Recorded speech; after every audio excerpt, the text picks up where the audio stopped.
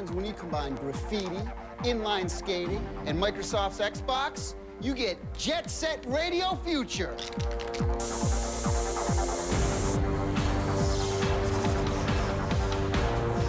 Hey, we're here at Sega of America. I'm with Rich Briggs, and we're going to be talking about Jet Set Radio Future. This game is actually a sequel to a very cool Dreamcast game. Yes. Tell me what's different from the Xbox version of Jet Set Radio from the Dreamcast version of Jet Grind.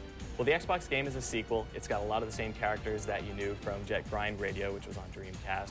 It's got a lot of the same locations, but using the power of the Xbox, you can have a lot of updated look to the characters. They've kind of aged, and also the levels are just a lot larger. You can really see off into the distance. They're all interactive, so you can skate up the side of a building, pull off a trick, and just explore all over the city. Is it the same kind of gameplay? Are people going to feel very familiar in this Xbox version of the game? Yes, it's still the core of the game it's all about extreme skating, and it's all about extreme style. This is a group of kids that are expressing themselves in the form of graffiti, and as a way to kind of throw off the shackles of this oppressive government. Right. They roam around in their street gangs, they tag their areas, they compete with rival gangs, and all the while they've got these insane inline skates that allow them to just, like I said, skate up the side of a building, skate along the light poles, skate along the telephone wires, you name it, anywhere that they get to the next tag area. Now, is the tagging control the same? Are you pressing buttons and moving the controller around a little bit? Instead of having to stop and do a sequence, you actually just make a pass, you pull one of the triggers, and that'll spray graffiti over a certain area. Now, the style of this game is really quite unique.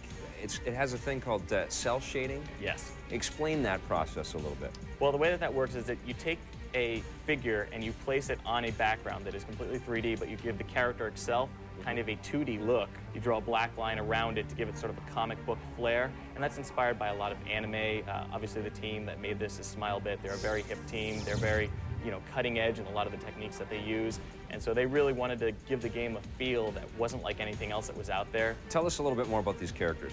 There are a lot of the same characters have kind of returned, and again, they've got that sort of older, more gritty feel to them. Yeah. You've also got some new characters, mostly in the form of villains. DJ K, the original DJ, is back, and he is still broadcasting his pirate radio station. So he'll be introducing kind of the level, letting you know what the mission is, and also playing the soundtrack for you to groove to. Is the DJ a playable character in the game? We're not talking about that right now. Yes, he is. Yeah, in fact, he is playable.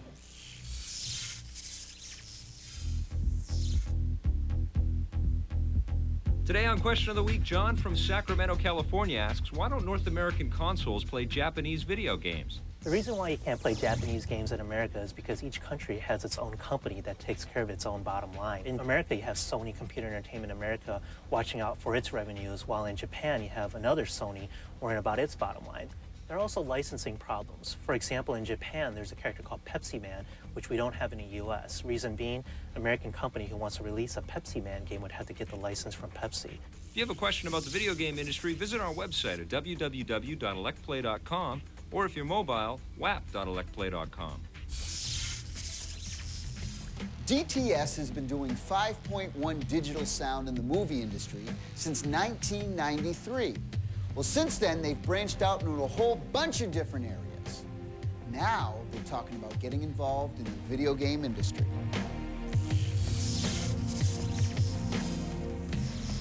I'm here with David Del Grosso, head of marketing for DTS. I opened up my PlayStation 2 last Christmas, and I saw the DTS logo on it. Tell me about that. Well, I think at the moment, one of the advantages of the DTS capability in PlayStation 2 is to actually watch the movies and be able to channel that 6-channel information into your system. But it's certainly not the end of the story, and yes, there are many video games being developed as we speak in 5.1 surround. 5.1 means what? For the home, the industry decided to take on a new terminology, 5.1, for a reason. One of the channels is a subwoofer, being bass. And we don't want people to expect trumpets coming out of the subwoofer, so we had to separate it. So it's really 5 full-range channels plus a subwoofer. And the 5 channels are left, center, right, rear left, rear right, and then the sub. I'm here with John Kirshner, president of DTS. Tell me, what's the mission statement of DTS? DTS's goal is really to become essential to the ultimate entertainment experience, because we believe that anywhere you find high-quality audio, you should find DTS. Tell me about DTS and the relationship with video games. Where do we stand?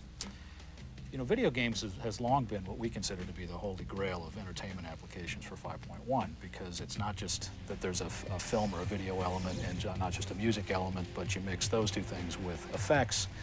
And I think we've long been trying to get to the point where the delivery platforms are ready to accept 5.1, and there's enough of an installed base of surround systems that can support that. The big hurdle here is getting the sound effects to play real time in 5.1. It's a little trickier with video games because of the interactivity. The technology had to be evolved, and there's different code involved in writing it in a way where the transition into video games makes sense to the end user. You know, there's been so much focus in video games on video elements. You know, how do we increase the number of polygons? How do we make better resolution? Audio has long been considered, you know, to be at its peak. It couldn't get any better, and that was audio in terms of 3D stereo. Today, we sit here and we go, you know, we're going to leave that in the dust, and finally the audio is going to catch up to the video experience, which is going to take the person into a whole new realm. After the break, it's Smugglers Run 2.